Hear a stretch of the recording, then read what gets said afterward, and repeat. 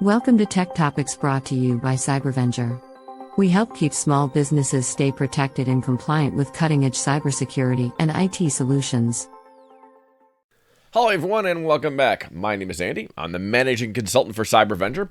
We're doing another deep dive into the individual controls of the NIST 800-171 standard.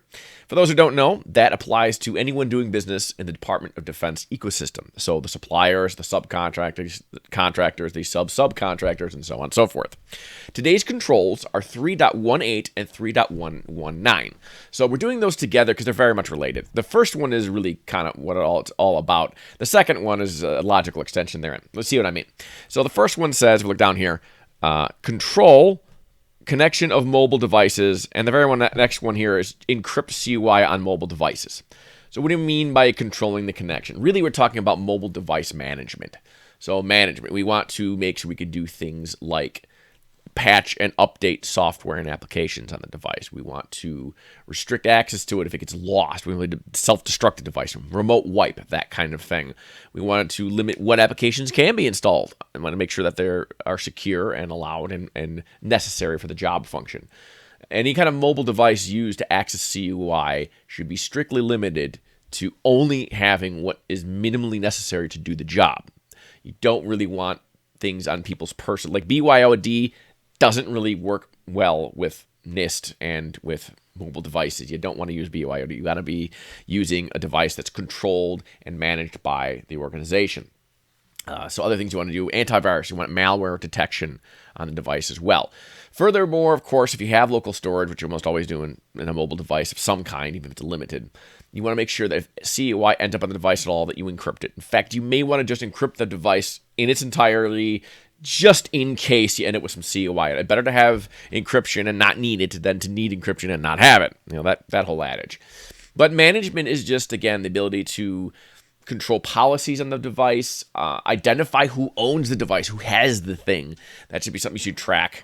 You make sure that that device is specifically authorized to remote in and how it's authorized to remote in. Can it only connect over the local wireless?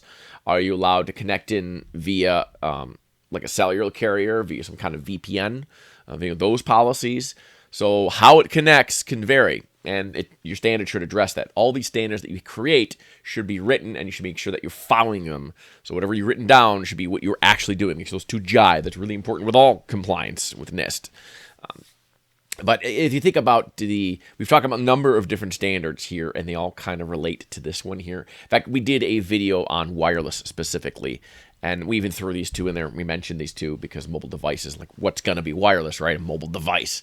And they actually define mobile devices fairly detailed. Something's got its own independent power source, meant to be man-portable, a small form factor, I think local independent storage, well, that kind of thing.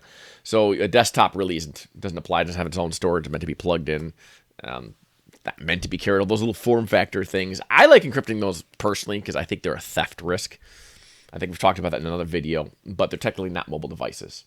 So it wouldn't be covered by that. There's a lot of tools you can use to do mobile device management.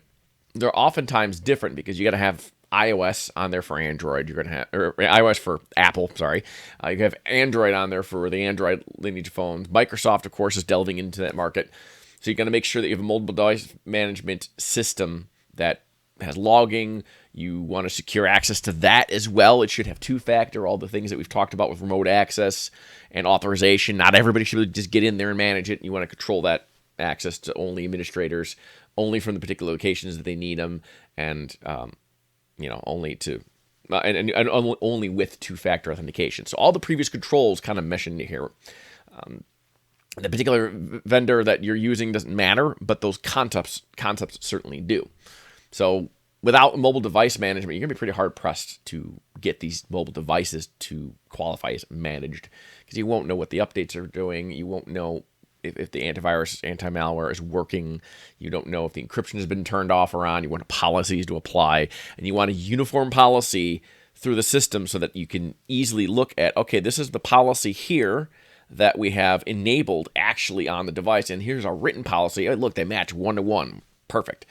If you get go for auditing, for CMMC auditing, you're going to need to be able to show them that. And I think a lot of eyes are going to be on mobile device management because it's so prone to, walking off. It's mobile. That's the extra risk there. And it's also being used outside your firewall, off your network. So it's over Wi-Fi, which can be picked up in the local area, in a parking lot, either from the street, or you could be using remote internet, which, all kinds of eyes could be between you and your network. So that needs to be very well restricted. And again, you have to be able to identify who's using it and when. You have to log that. You have to be able to control that. You have to be able to shut it down. You don't want a single mobile device used by 5 different people. That's a no-no. It's got to be single person assigned. So that's both those two controls. Quick summary on the CUI, encryption of the CUI. We're going to want to see AES 256 for that standard. A minimum of 128. So if you already have a standard, you don't need to rip and replace it just yet. But for future-proofing's sake, you want AES 256. That's the smarter, more stronger standard of that. So, but that's those two controls, and we'll look forward to talking to you guys in the next ones. I'm Andy with CyberVendor. Thanks for watching.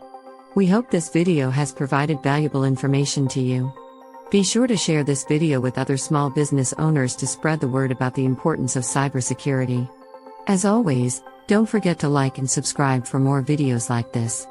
If you want more information about cybersecurity, visit us at www.cybervendor.com.